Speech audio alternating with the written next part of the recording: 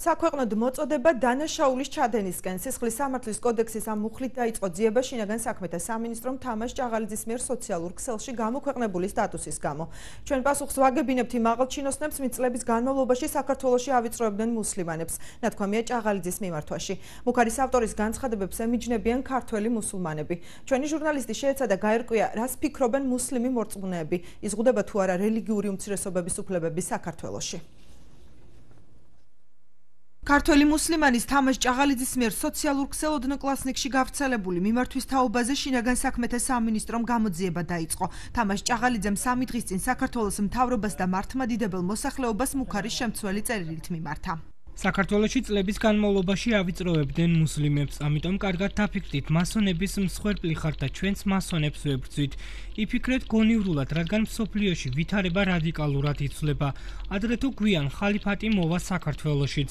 ჩვენი ერის მტრები არ ვართ, მიუხედავად იმისა, რომ არავინ ხმა არ ამოიღო, როცა ჩვენ გვამცირებდნენ, ჩვენ მაინც არ გვამოძრავებს შურისძიება რიგით მოქალაქეებზე.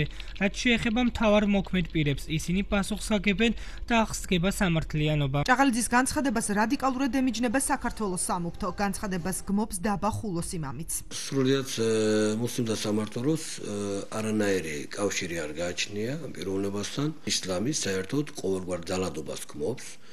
ისლამი არ არის ტერორისტი, ისლამი არ არის ტერორიზმი, მუსლიმანი ვერ იქნება ტერორისტი. ექსტრემიზმი, ტერორიზმი არ არის ისლამში და ტრადიციულ ისლამს აქვს ყოველთვის გზა. ჭაღალიძის მიმართვა მიუღებელია ქართულ მუსლიმთა კავშირის წევრებისთვისაც. ნებისმიერ ძალადობას ემიჯნებით, როგორი პრობლემები არსებობს დამოკიდებულების თვალსაზრისით. ფუძველი შეიძლება გახდეს იმის, რომ რადიკალიზმის რაღაც მომენტები მომრავლდეს ჩვენს ქვეყანაში. აქედან გამომდინარე, სახელმწიფომ კეთილნება, პოლიტიკური ნება უნდა გამოიჩინოს ნებისმიერ რელიგიური მიმდინარეობის მიმართ. სოციალურ ქსელში გავრცელებული განცხადების შეფასება მუსლიმან მორწმუნეებსაც ვთხოვეთ. მათი ნაწილი ჭაღალიძის ქმედებას ფინანსური დაინტერესებით ხსნის, ნაწილი კი მიმართვაში რეალური საფრთხის შემცველს ვერაფერს ხედავს. ამიზმი გახდა, ასე ვიცი, ჩვენთან არ არის, ჩვენთან არ მოდის. და მასეთ ხალხიდან ჩვენ არ გვეშენდა, არ თქვენ შეშენდეთ. მაგათ ბოლო არ აქვენ.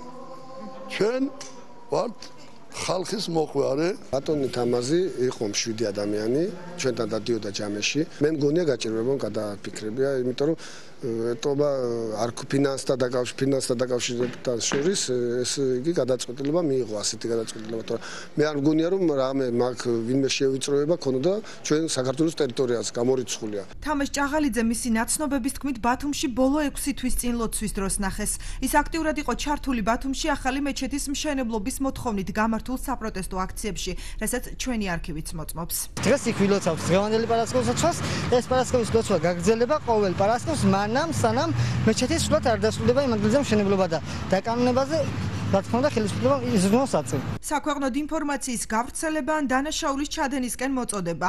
ბრალის დამტკიცების შემთხვევაში თამაშ ჭაღალიძეს 3-დან 6 წლამდე თავისუფლების აღკვეთა ემუქრება.